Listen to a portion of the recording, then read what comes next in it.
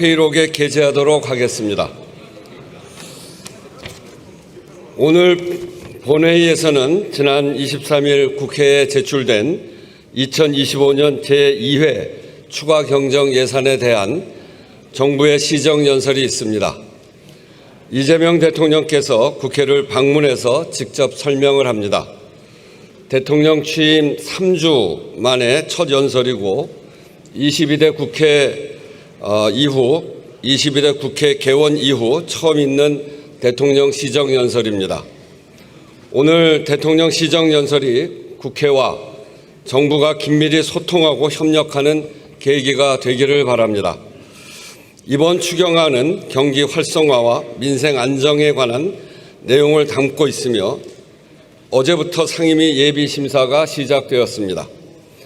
예결특위 구성이 시급한 만큼 여야 정당에 오늘까지 예결위원을 선임해 달라고 요청했습니다. 조속히 예결특위를 구성하고 밀도 있고 원만하게 심의를 진행함으로써 국민께 위로와 희망을 드릴 수 있기를 바랍니다. 아울러 공석이 된 상임위원장 선출과 총리 인준도 중요합니다. 여야 간의 신속한 협의를 부탁드립니다.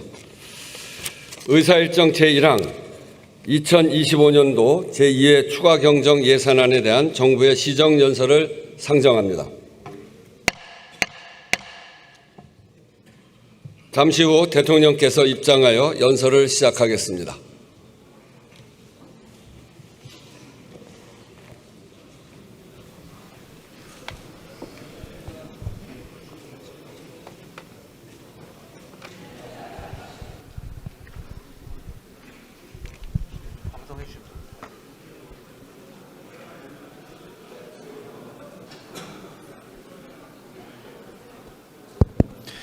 지금 대통령께서 입장하고 계십니다.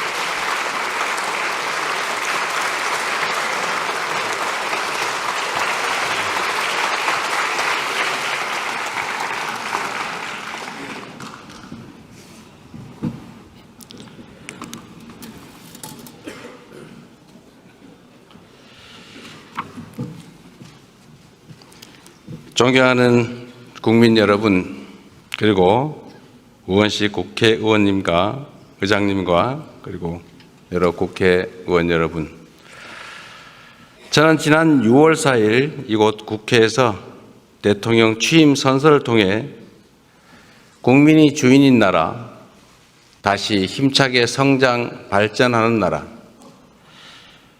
모두 함께 잘 사는 문화가 꽃피는 나라, 그리고 안전하고 평화로운 나라를 만들겠다고 약속드렸습니다.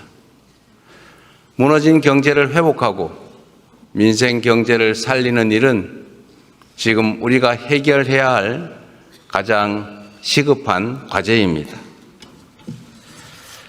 요즘처럼 저성장이 지속되면 기회의 문이 좁아지고 경쟁과 갈등이 격화되는 악순환에 빠지게 됩니다.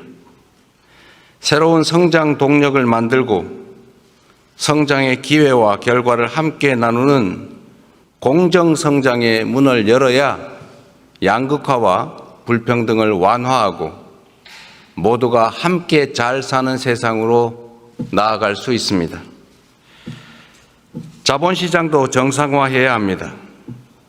자본시장의 투명성과 공정성을 회복하면 경제도 살고 기업도 제대로 성장 발전하는 선순환으로 우리 국민 모두가 바라는 코스피 5000 시대를 열어제칠 수 있습니다.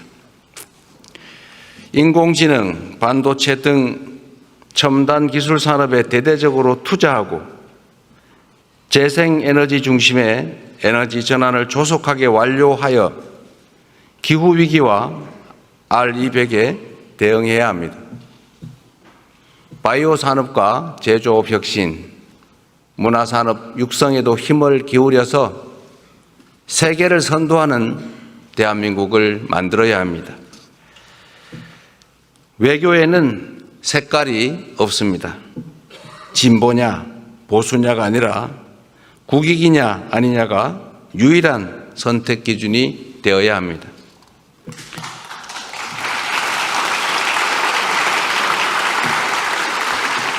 감사합니다. 우리 국민의힘 의원들은 반응이 없는데 이러면 좀 쑥스러우니까.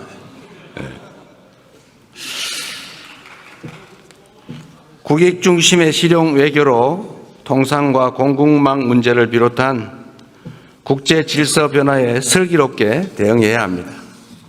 한반도와 한반도의 평화와 안정을 확보하는 일도 더없이 중요한 일입니다.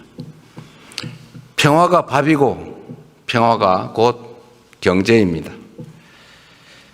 평화가 경제 성장을 이끌어내고 경제가 다시 평화를 강화하는 선순환을 통해 국민의 일상이 흔들리지 않는 나라를 꼭 만들겠습니다.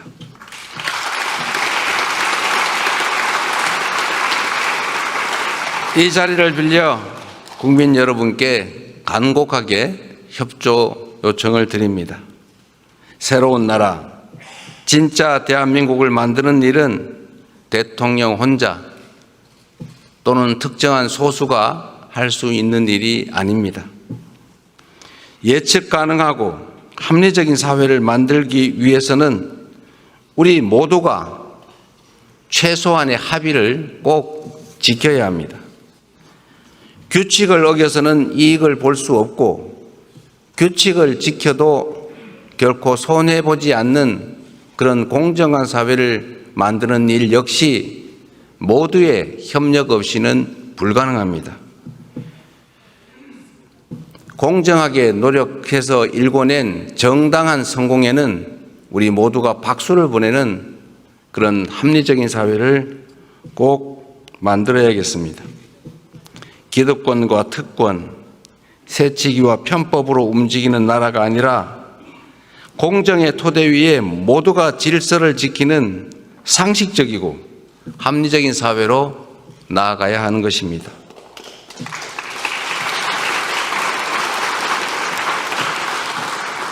새로운 사회로 변화하는 과정은 고통을 수반하지만 건물을 걷어내야 씨를 뿌릴 수 있습니다.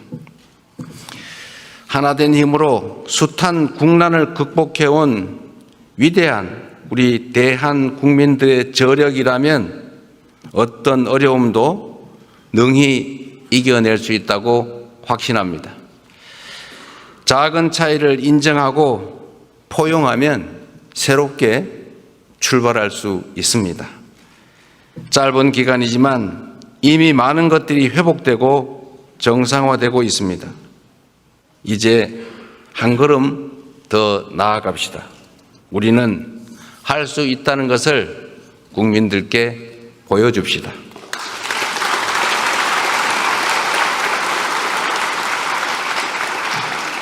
존경하는 국민 여러분, 그리고 더불어민주당, 국민의힘, 조국혁신당을 포함한 국회의원 여러분, 오늘 저는 정부가 추가 경정 예산안을 편성한 이유와 주요 내용을 직접 설명드리고 국회 협조를 구하고자 이 자리에 왔습니다.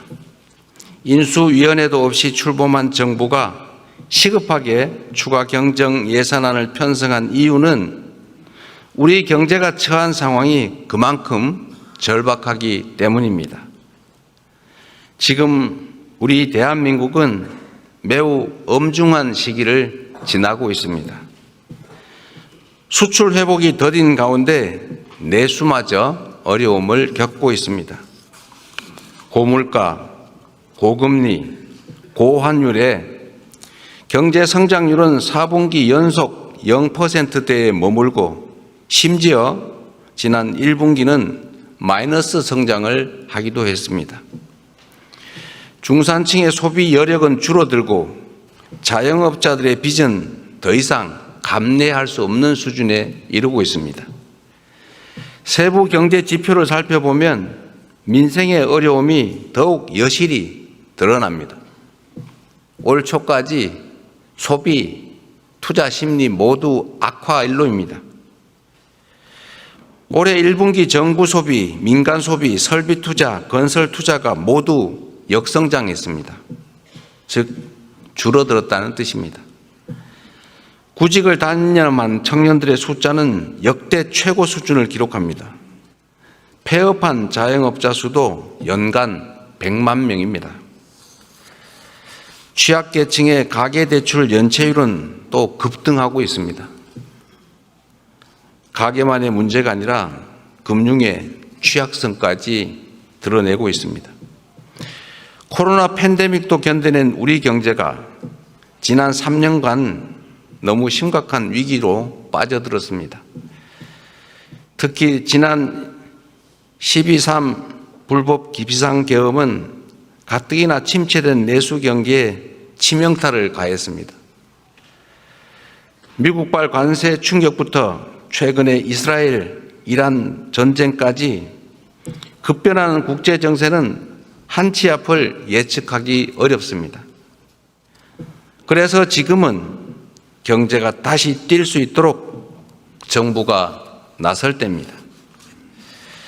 경제 위기에 정부가 손을 놓고 긴축만을 고집하는 것은 무책임한 방관이자 정부의 존재 이유를 스스로 부정하는 일일 수도 있습니다. 정부의 가장 큰 책무는 바로 국민의 삶을 지키는 일 아니겠습니까?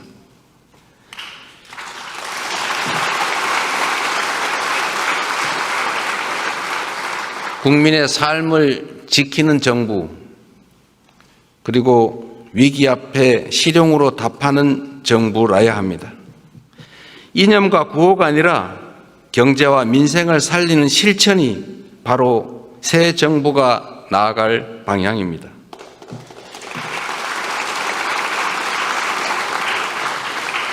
국민 여러분, 그리고 국회의원 여러분, 경제는 타이밍이라고 합니다. 지금이 바로 그 타이밍으로 생각됩니다. 저는 취임 첫날 첫 행정지시로 비상경제점검 TF를 구성하고 경기 침체 극복과 민생 회복을 위해서 30조 5천억 원 규모의 추가 경정 예산안을 편성했습니다.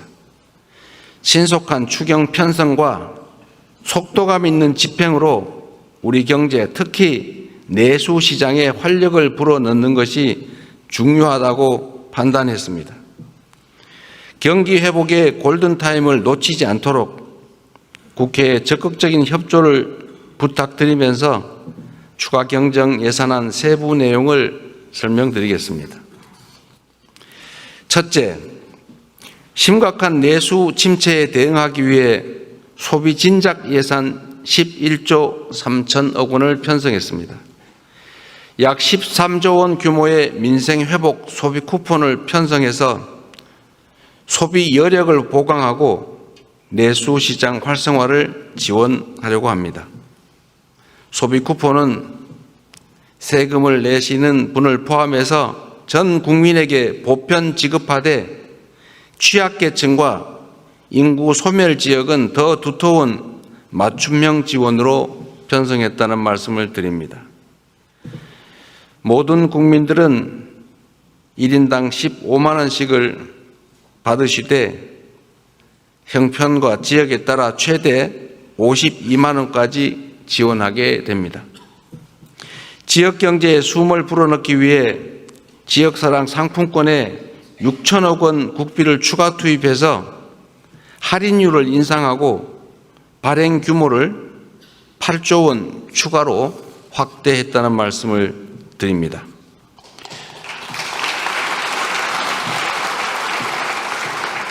소비 쿠폰과 지역사랑 상품권은 지방을 더 지원한다는 새 정부의 철학에 따라 지방에 더 많은 국비를 편성했다는 말씀을 드립니다.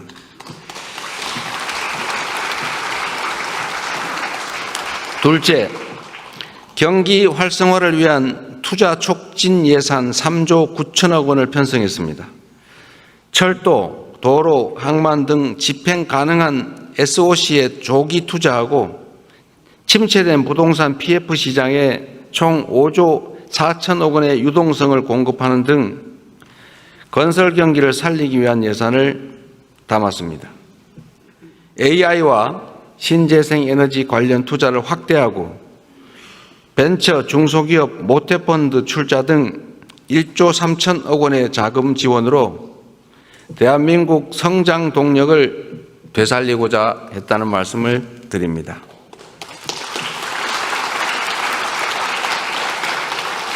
셋째로 소상공인, 취약계층 등을 지원하는 민생안정 예산을 5조 원 담았습니다.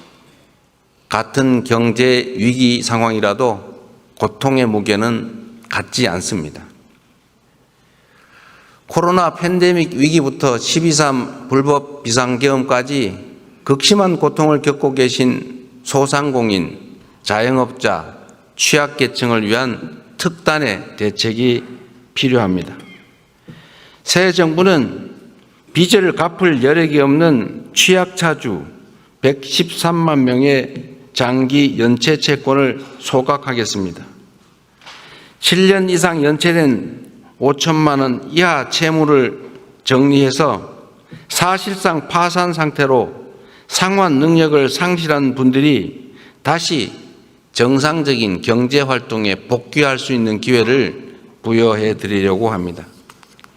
성실하게 상환 중인 소상공인 여러분들에게는 분할 상환 기간을 확대하고 이자를 추가 감면할 것입니다. 폐업 소상공인의 재기 지원을 위해서 폐업 지원금도 인상합니다. 구직급여와 국민 취업 지원제도 확대 등 고용 안전망 구축에도 1조 6천억 원을 편성했습니다.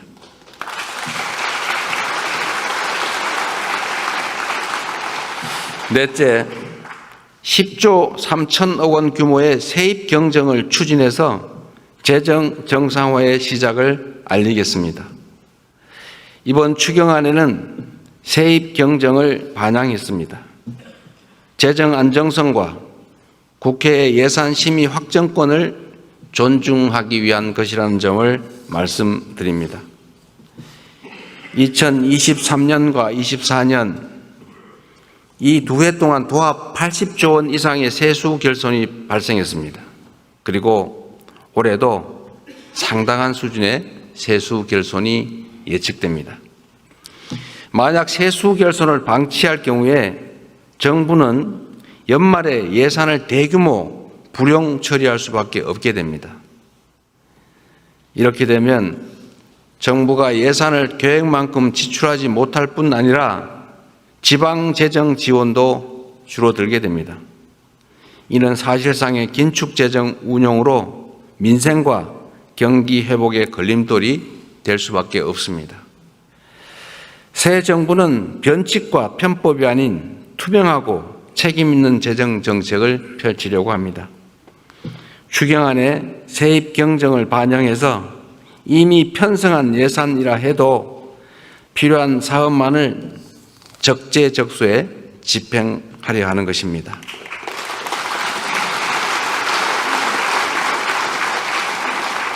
존경하는 국민 여러분, 우원식 국회의장님, 그리고 국회의원 여러분, 경제와 민생을 살리는데 여야가 따로 있을 수 없습니다. 이번 추가 경정 예산안은 경제 위기 가뭄 해소를 위한 마중물이자 경제 회복을 위한 최소한의 조치입니다. 정부가 추경안에 담지 못한 내용이 있다면 국회 예산 심의 과정에서 주저하지 마시고 의견을 내주시기 바랍니다. 특히 우리 야당 의원님들께서도 필요한 예산 항목이 있거나 삭감에 주력하시겠지만 추가할 게 있으시다면 언제든지 의견을 내주시기를 부탁드립니다. 다행히 새 정부 출범 이후에 정치적 불확실성이 해소되면서 소비 심리가 많이 개선되고 있습니다. 정부는 앞으로도 든든한 민생의 버팀목이 되도록 노력하겠습니다. 오직 실용정신에 입각하여 국민의 삶을 살피고 경기 회복과 경제 성장의 새 길을 열기 위해 최선을 다하겠습니다. 대한민국 경제의 활력을 되찾고 국민이 행복한 나라를 만드는 데에 국회가 적극 협조해 주시기를 부탁드리면서 우리 국민의힘 의원님들 어려운 자리 함께해 주신 점에 대해서 진심으로 감사하게 생각합니다. 고맙습니다.